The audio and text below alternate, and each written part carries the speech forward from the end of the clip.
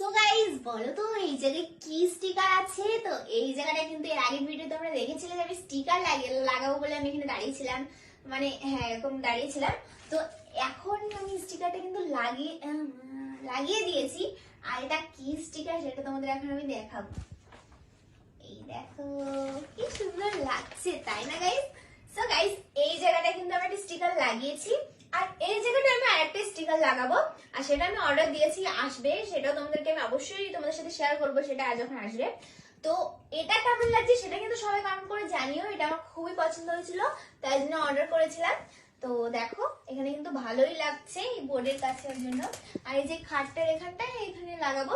আর ওপরে ঘর যেহেতু মানে থাকা শুরু করেছে, জন্য আস্তে আস্তে ডেকোরেশন করা শুরু করছি।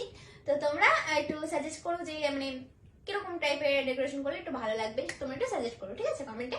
তো টাটা, এটা কেমন লাগছে কমেন্ট করতে হবে।